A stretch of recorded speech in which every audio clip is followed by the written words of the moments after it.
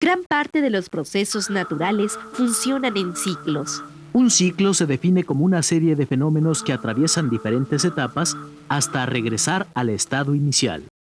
En otras palabras, un ciclo termina donde comienza.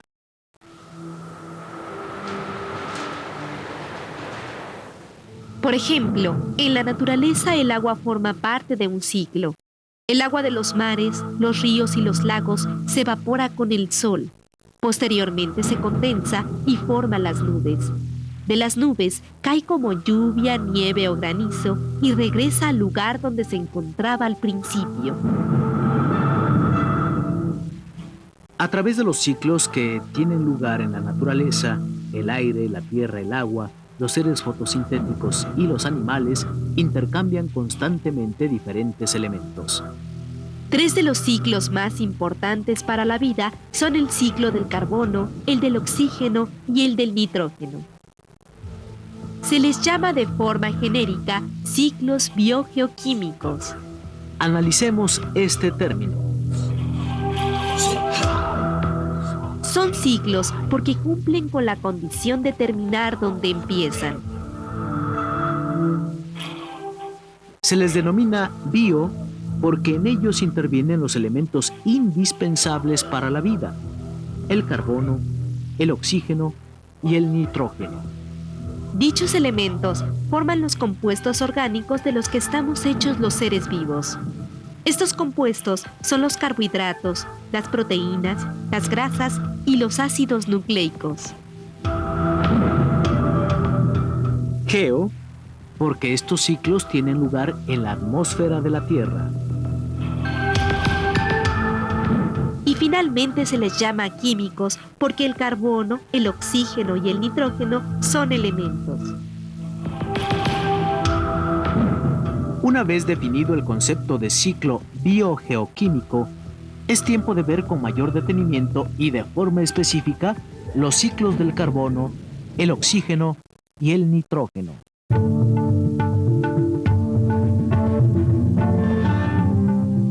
El carbono es un elemento que constituye la base de todos los compuestos orgánicos. Se encuentra en la atmósfera como dióxido de carbono en una proporción de 0.03%.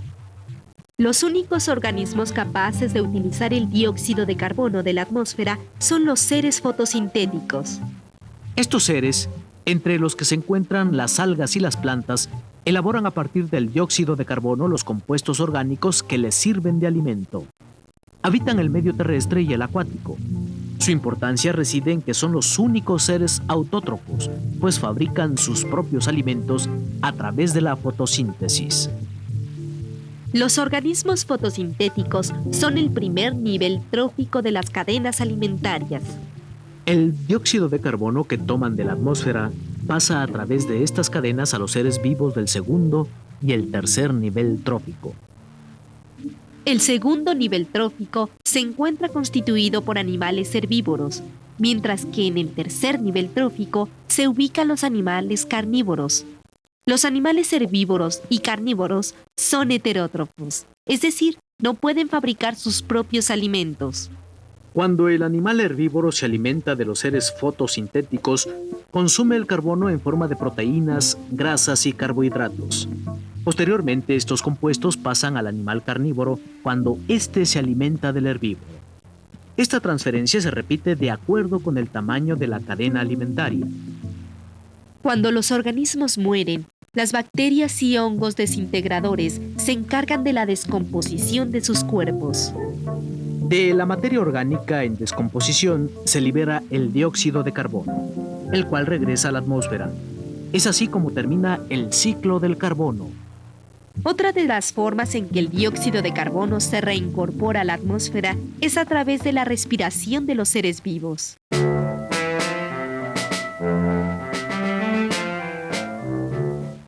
El oxígeno es un elemento que existe en estado libre en la atmósfera en una proporción del 21%. Los seres vivos toman este elemento cuando efectúan la respiración. Gracias al oxígeno, obtienen la energía necesaria para realizar todas sus funciones vitales. El oxígeno regresa a la atmósfera como producto de la fotosíntesis que realizan las plantas y las algas. Esta es la única manera en que se puede restituir el oxígeno consumido por los seres vivos a través de la respiración. Con el oxígeno que se libera en la fotosíntesis, concluye el ciclo de este elemento.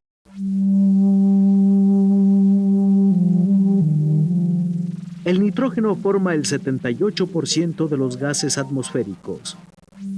Es el elemento más abundante de esa mezcla a la que llamamos comúnmente aire. En los seres vivos, el nitrógeno es muy importante, pues constituye las proteínas y los ácidos nucleicos, compuestos orgánicos indispensables para la vida. A pesar de la abundancia del nitrógeno en la atmósfera, los seres fotosintéticos no pueden obtenerlo directamente. Lo sustraen cuando toman las sales minerales del suelo. El nitrógeno llega de la atmósfera al suelo mediante las tormentas eléctricas y las lluvias. En el suelo, las bacterias nitrificantes y algunas cianobacterias convierten el nitrógeno en sustancias más simples conocidas como nitratos y nitritos. Solo cuando el nitrógeno ha sido transformado en nitrato y nitritos, los seres fotosintéticos lo pueden utilizar. A los microorganismos encargados de la conversión de este elemento se les llama fijadores de nitrógeno. Se encuentran en las raíces de algunas plantas, como las leguminosas, en las cuales forman nódulos. A partir de los nitratos y nitritos obtenidos del suelo, las plantas elaboran proteínas y aminoácidos que pasarán al resto de los seres vivos a través de las cadenas alimentarias. El nitrógeno también se reintegra al suelo por medio de las excreciones de los organismos y la descomposición de la materia orgánica. En el caso de los restos en descomposición, intervienen las bacterias nitrificantes. Mediante su acción, transforman nuevamente a los nitritos y nitratos en nitrógeno atmosférico. De esta manera, el ciclo biogeoquímico del nitrógeno se cierra.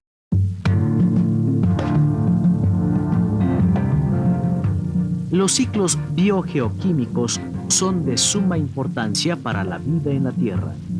El intercambio que tiene lugar en estos ciclos asegura la existencia de los elementos indispensables para la vida.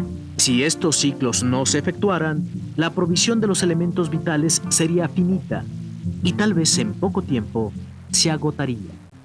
Gracias a los ciclos del carbono, el oxígeno y el nitrógeno, los organismos pueden obtener los elementos que les permiten vivir y al mismo tiempo restituirlos a la atmósfera. Por ello, es importante no romper con dichos ciclos. Si los organismos fotosintéticos, por ejemplo, desaparecieran de la faz de la Tierra, los seres vivos perderían la única forma de reincorporar el oxígeno a la atmósfera. El ciclo de este elemento se rompería y el único destino posible sería la muerte generalizada en el planeta. Sin importar su tamaño, todos los elementos y organismos que participan en los ciclos biogenésicos son indispensables. Si alguno de ellos desaparece, se pone en riesgo la existencia del ciclo y por lo tanto de la vida.